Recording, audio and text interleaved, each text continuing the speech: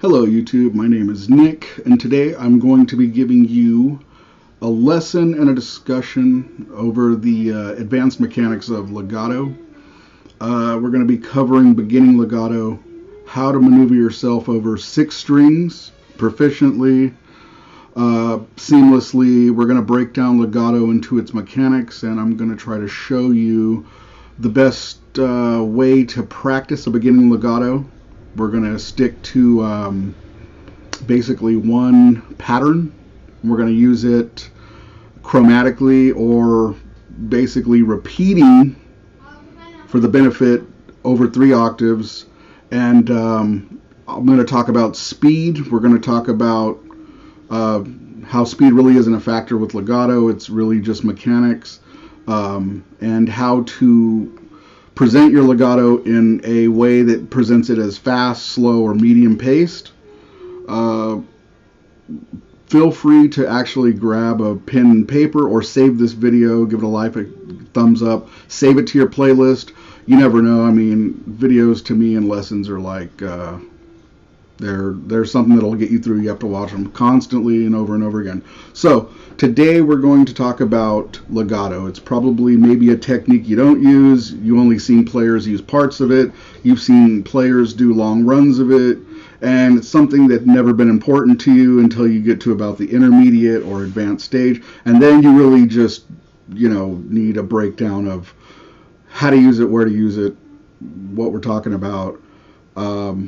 Like I said, if you're not familiar with any of these terms, just take this as a guitar lesson and just know that it's going to apply sooner or later to what you're playing, whether it's Western, country, metal, shred, anything really. And sorry I'm talking so much, I don't want to make like 5 videos, even though if that's how long it takes for you to grasp today's session, I need you to grasp it. It's important to me, and I've seen this work with many people I've given guitar lessons to, so you yourself, with the benefit of just sitting here, are going to learn what I will make you learn today. And so with that, let's start the lesson. Today we're going to be going over how to navigate yourself over 6 strings seamlessly, effortlessly, and fast.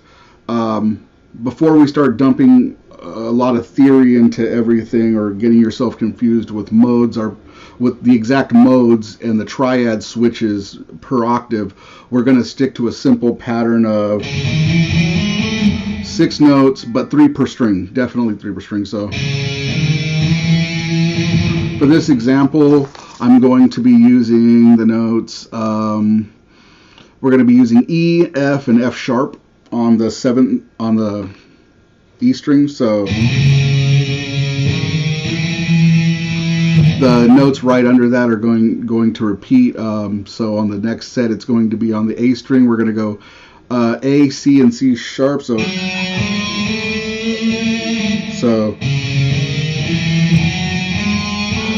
those are 6 selected notes. I'm going to go ahead and run the pattern down 6 notes for you so you know what it looks like, and then we're going to start breaking it down to see how we can get there. So the pattern that we're going to be learning today is this. It's that. Basically, it could end with the tail, or it could just end just so many notes. That. So what that is basically it's 3 notes per string. So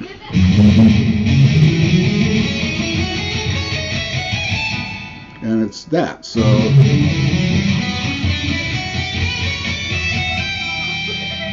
now the legato part comes in like when you practice your scales, you understand and identify these 6 notes. That's E and A string. Like I said, it's the first one is going to be E, and then we're going F and F sharp. So next set down was definitely going to be A sharp, and D, I believe. Right? Okay, so that's the first octave string. That's E and A string.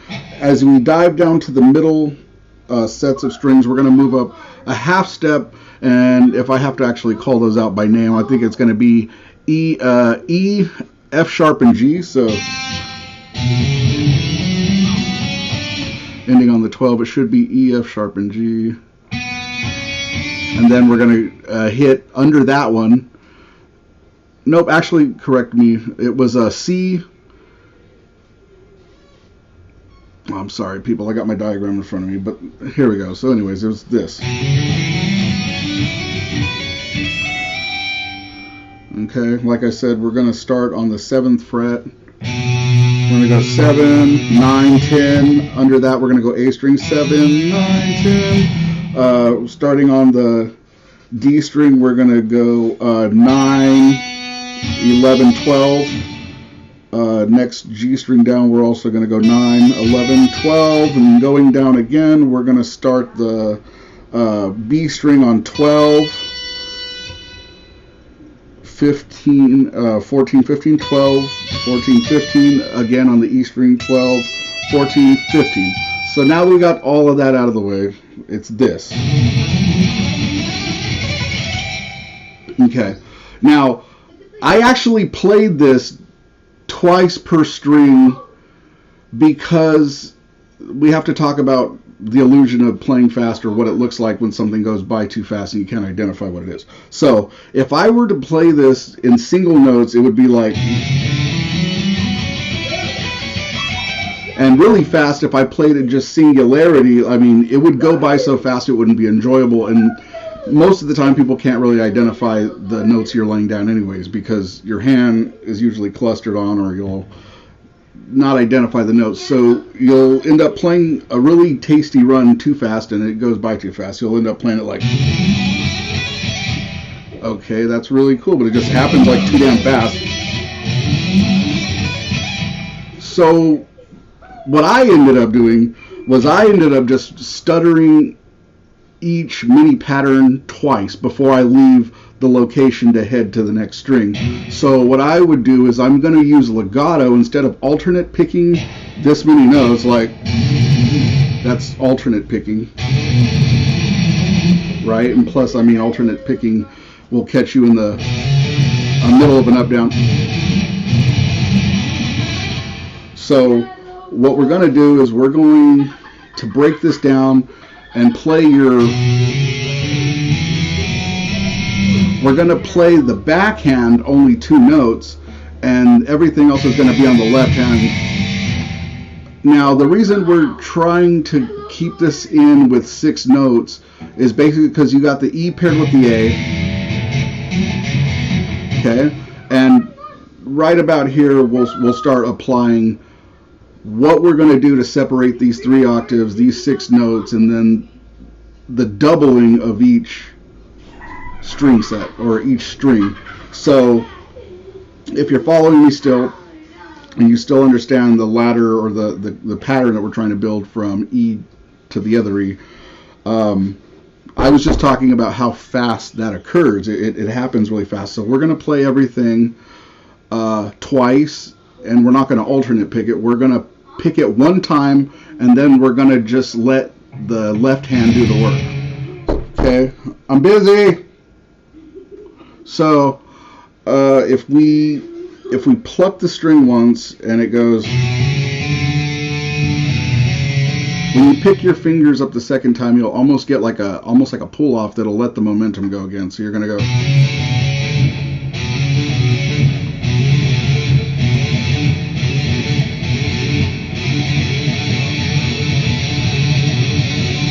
For you advanced players, or the people that are already picking this up, this is the only speed that we really need to execute the whole thing. It looks fast, but it's not. But we only have to go this fast. Okay, that fast. We're going to go 1, 2, 3, 1, 2, 3. But fast and close together with a lot of stopping power and a lot of mute. So, right? And that's the whole technique. The whole technique is on a single string, but you have to pull off 2 consecutive picks. They have to be muted and they have to stop fast. For the benefit of this, you don't want a lot of outring, you just want a lot of muting. You can let it ring out, but you have to stop it with your backhand. So that, and fast, right, fast. Okay, Okay, now that on 2 strings, let's pair the E and the A together. Right? E, A, E, A. Okay, so like mastery over 2 strings is good. But like I said, if we were playing these single, they would go by too quick to be enjoyable. So, right? E, A, too quick. Too quick. Too quick, too much. I mean, it just sounds better if you actually take the recoiling time of the first one and just play it twice. So.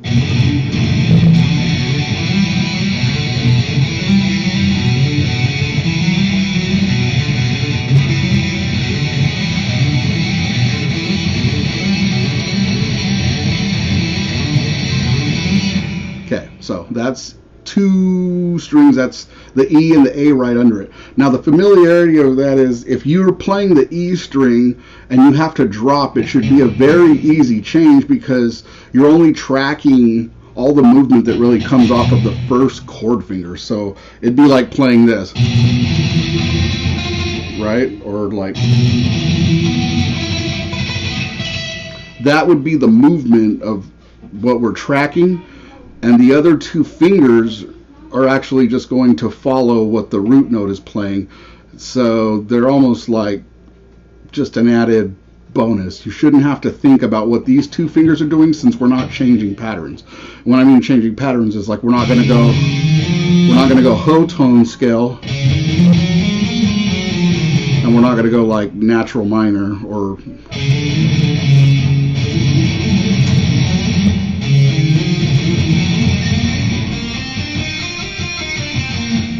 so for this, we're only using the mini pattern of 1 3 4. Sorry.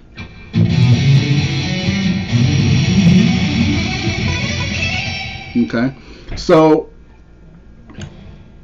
let's just talk about E and A, D and G, and B and E.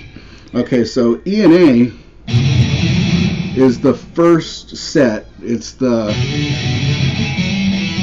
right. Then, using the middle 2 string, D and G, you're going to have to just come up. You're going to have to skip basically a half step. So the next middle octave is skipping a half step. Right? So, like I said, now we're on the middle set, D and G. And obviously the next 2 strings are going to be B and E again. But herein lies the hardest part of the lesson, is you'll have to jump a full step from the 2 middle octave strings to the last 2 strings starting on 12, which would actually make the jump a full step of 2 frets between it, like this. So like, right? So from there, you're gonna jump over these 2 with your root note. We're going here, so it's like 2 2 2 2 all the way to the 12, 2 2. Our root notes are 7 down 7, 9 down 9, 12 down 12, and this is all on your root finger. And the rest of these 2 fingers are going to repeat the double tap shape. So in reverse it'd be. Right. Well, I'm not watching the camera, but I can't see either, so you can practice that forward and backward.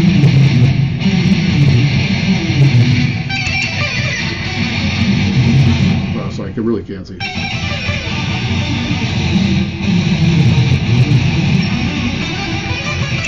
So I promised you transport over 6 strings, and there's transport over 6 strings. Now remember, it's 3 notes at a time,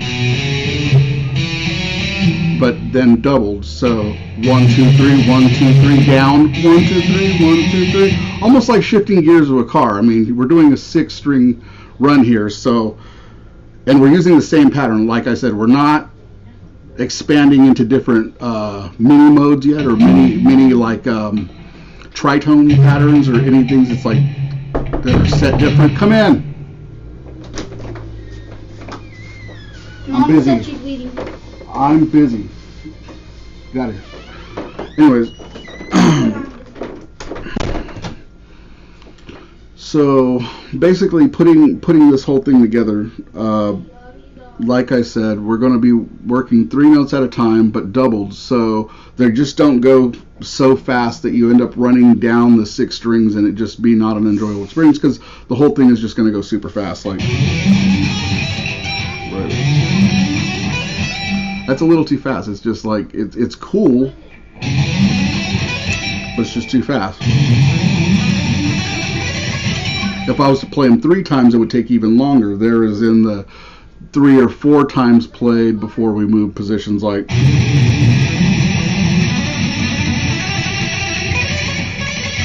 that's like playing everything 3 times. Playing everything 4 times, it would take longer. It's like 1, 2, 3, 4, 1, 2, 3, 4, 2, 3, 4, 1, 2, 3, 4, 1, 2, 3, 4, 1, 2, 3, 4. You got your pick. Like I said, how many notes you want to add, that's fine.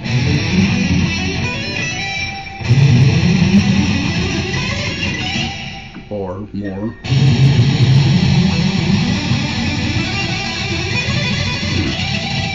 Just more. So, like I said, let's go over the pattern again. Like I said, root note on 1, skipping over 2. It's like a 1, 3, 4 thing.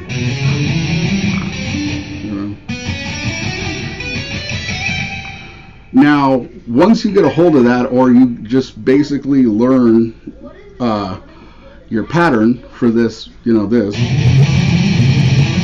right? I mean, you got to start moving it around, like say E string, fret 1, using the same pattern, 1, 3, 4,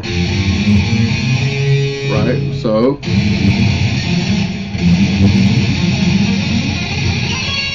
right, same thing. We just start moving it like you're practicing your scales. You're going to work that on every fret, moving all the way up, and just playing it like.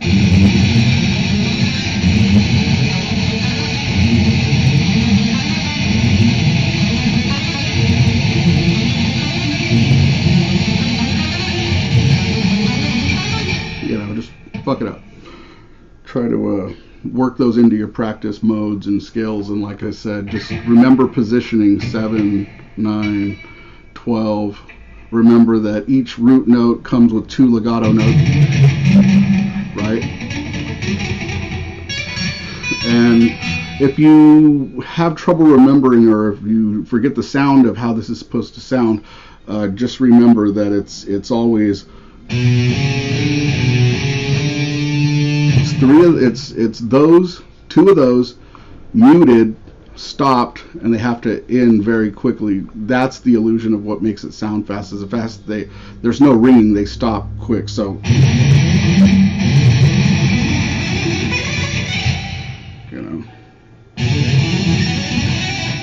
it just kind of feels like, like I said. And if you have any kind of like, you can use sustain on it, or you can use like a very high noise gate, but I'm actually got to cut this lesson a little short. I got to go see what my family wants. So, if you guys have anything to say in the comments, please. I check these personally. Like I said, I'm a nobody. If you have any questions, I'll totally write you back, or we can talk about it. Like I said, I mean, I'm not hard to get a hold of. I'm just a guy doing this for the benefit of my younger family coming up. Eventually, my nephew will probably watch these videos, and I'll try to teach him what I know. So, thank you guys. Like, subscribe. This is my first video of 2020, and I got a lot of techniques I need to teach people, or even go over myself. So, thank you for being with me. Like I said, my name's Nick Perez, and this is just me putting it out there. Like I said, thank you for crowding around in the 19 minutes of your life that you're not going to get back. Thank you very much. Humbling experience, you guys, and much love.